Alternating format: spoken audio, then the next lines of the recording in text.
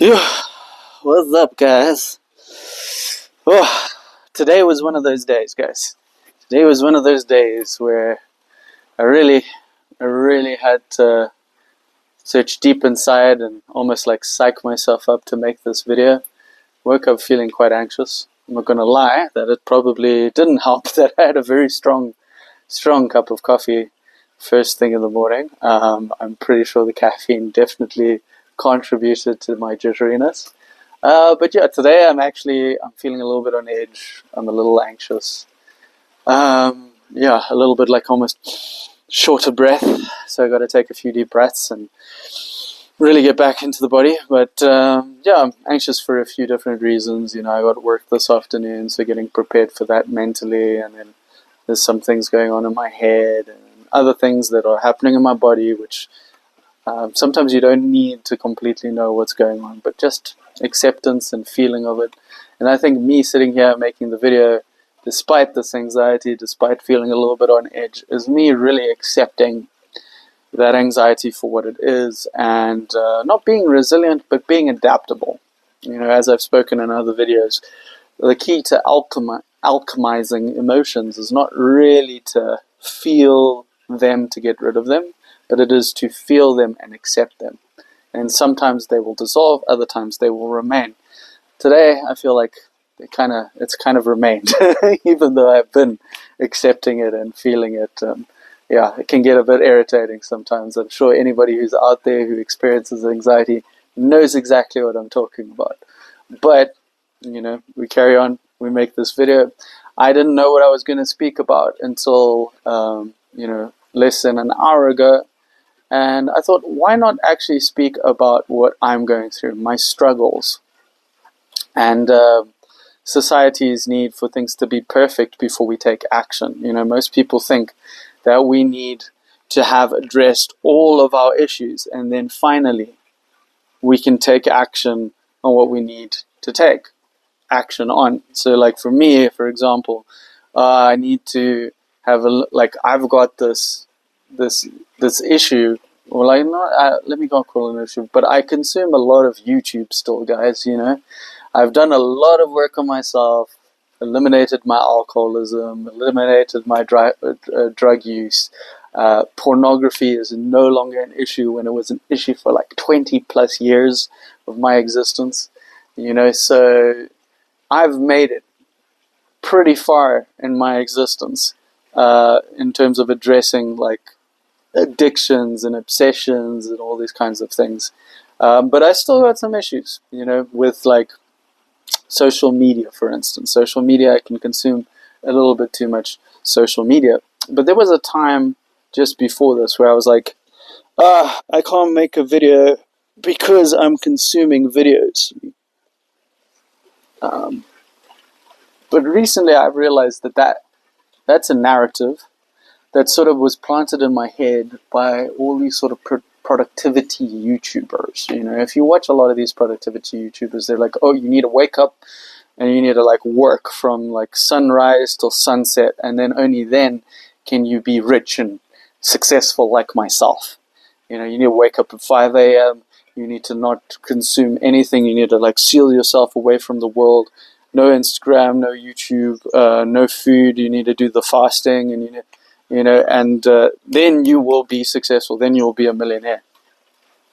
And I'm coming to realize that is a whole load of horseshit. To be honest, because you're creating barriers to yourself. I feel like that is almost like you're focusing on what you don't want in order to make what you want to happen.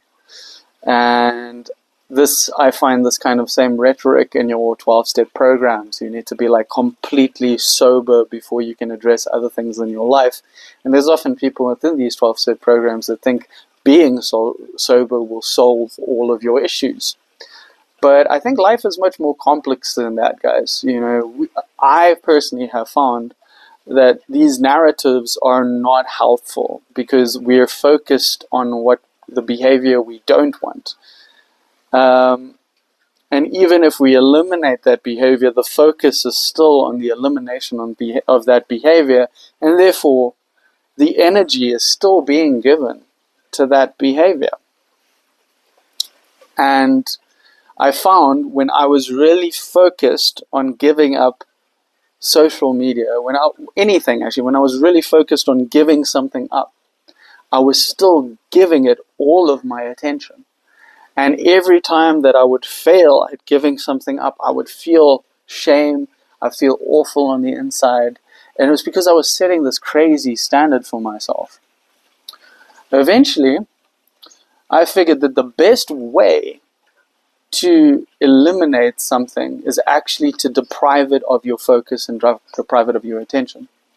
So instead of watching YouTube, my focus is on making a YouTube video or learning something new or participating in another creative endeavor. That's where the focus should be. So every time you do something that falls in line with what you want to achieve, that's where your focus should be. It shouldn't be on where you're messing up. And this might sound a little bit anti, well, it is anti the mainstream kind of advice. The mainstream advice would be like, you need to eliminate all the things that you don't like about yourself, blah, blah, blah, blah. My way of doing things, and the way that I found to be most effective and most sustainable, I think that's the key thing, most sustainable in the long term, is to focus on the things that you want, not the things that you don't want.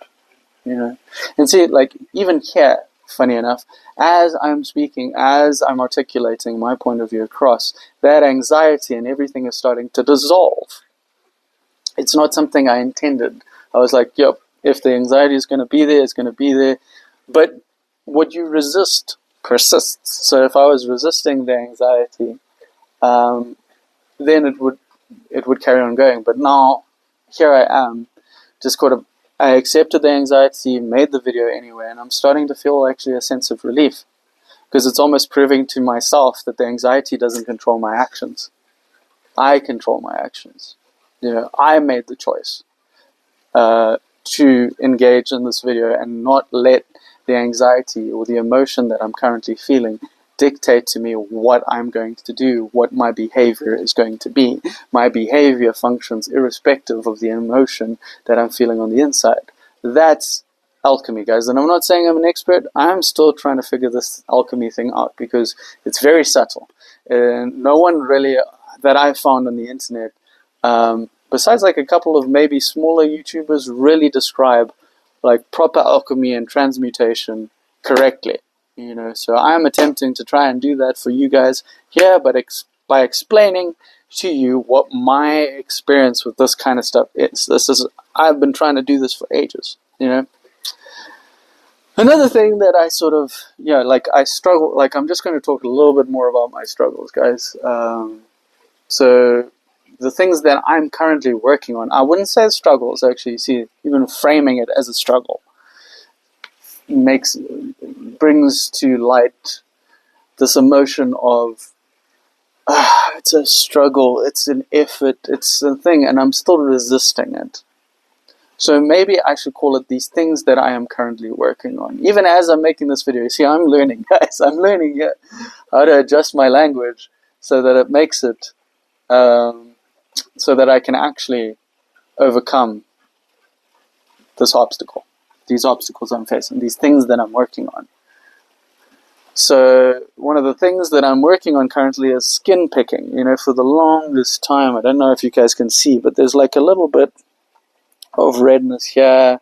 Not so much here, but there's another like sort of thing there. And that's because like ever since I was a kid, as a means of relieving myself of anxiety, I've picked at my skin before, and I'm way, like, you got to give yourself credit where credit is due.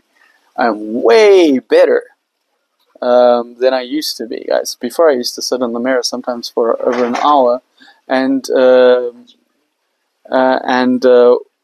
pick at my face, and And I'm glad that I've worked on myself sufficiently that that is not the case anymore. But I still have some days where it gets a little bit out of hand.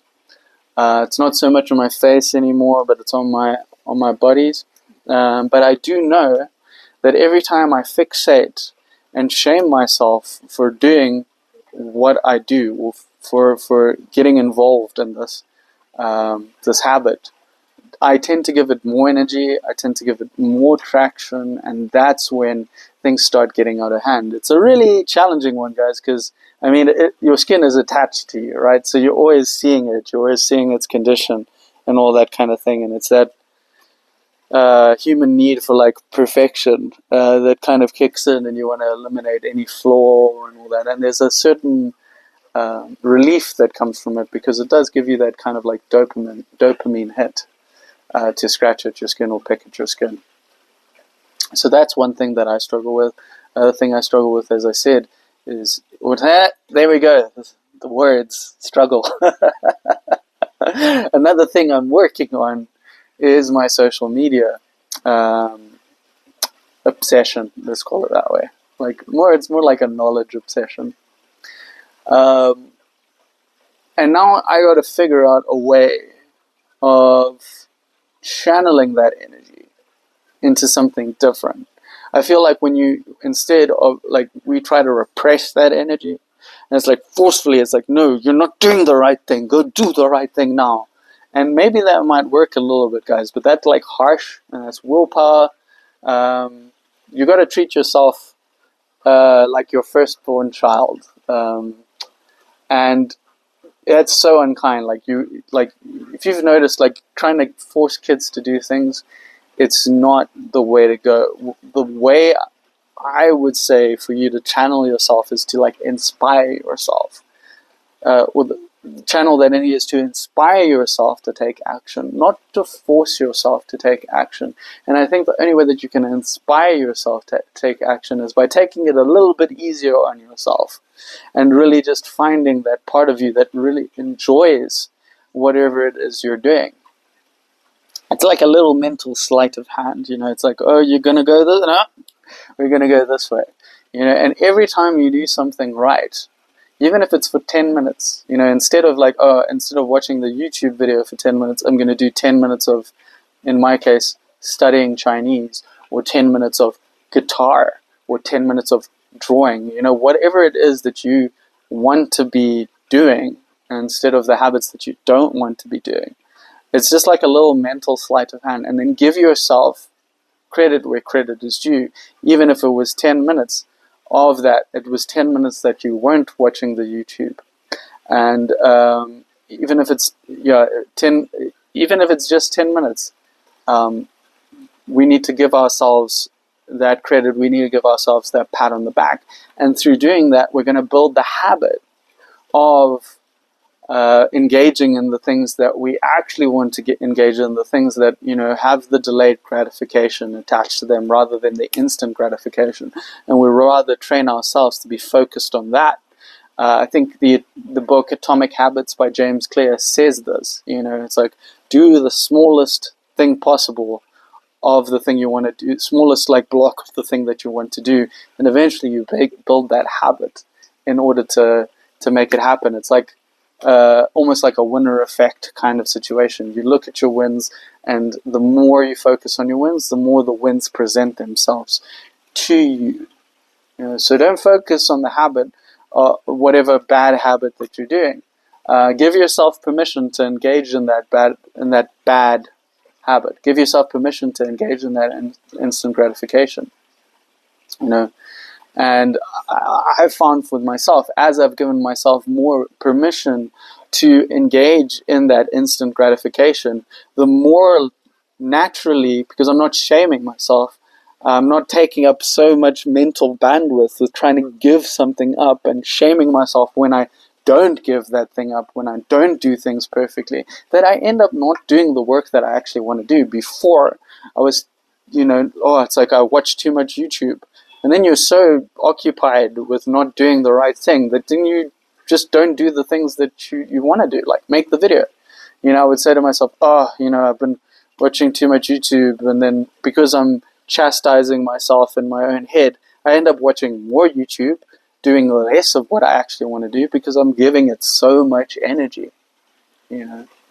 So if you guys really want to make headway in eliminating or giving up, or not giving up, but just like really having a decent relationship with all those things of instant gratification, I don't believe in quitting, guys. Like, genuinely, you know, maybe there's some habits that you'll never engage in again. Maybe smoking, for instance. Like, great, but you need to give yourself credit what credit to do. Like, rather smoke one cigarette a day than smoke a whole pack of cigarettes. Give yourself the license to do that. Have more compassion for yourself.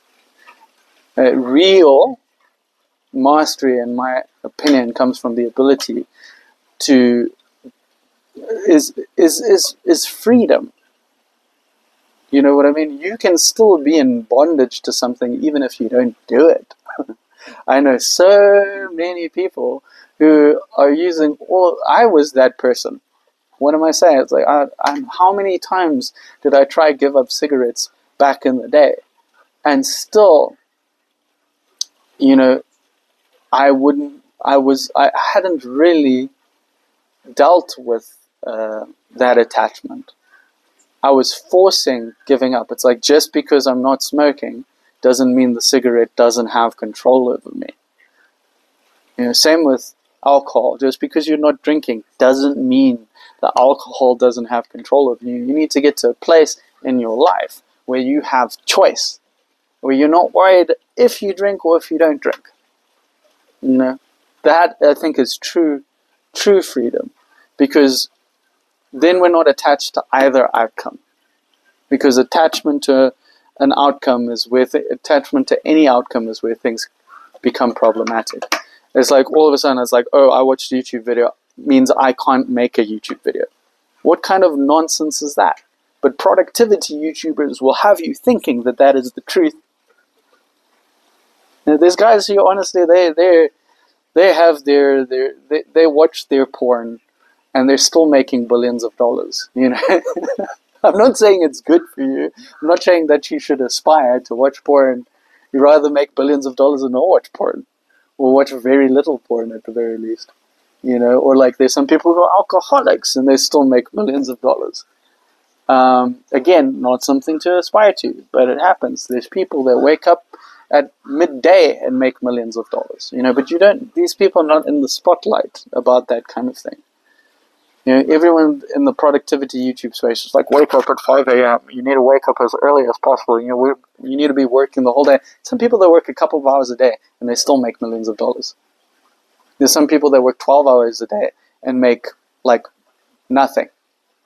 So guys, like the narratives, this idea that you need to be perfect, that is being inspired by productivity YouTubers out there, it's a lie. Because I'm more productive now than I was when trying to wake up at 3 o'clock and stressing myself out and doing cold showers and doing breath work and doing all this kind of like stuff to optimize myself and optimize my workflow and all this kind of stuff. I'm making more videos now, waking up at like 8 o'clock or 7 o'clock. And you know, I'm more productive now. So find your flow. Stop listening to these productivity YouTubers. They're just filling your head with nonsense. They're doing what works for them. Maybe they're not even doing what works for them. They're doing what they think works for them. So don't listen to those guys. Find your own way. Find your own methods of being more productive. Find your way of making the hard things in your life easy.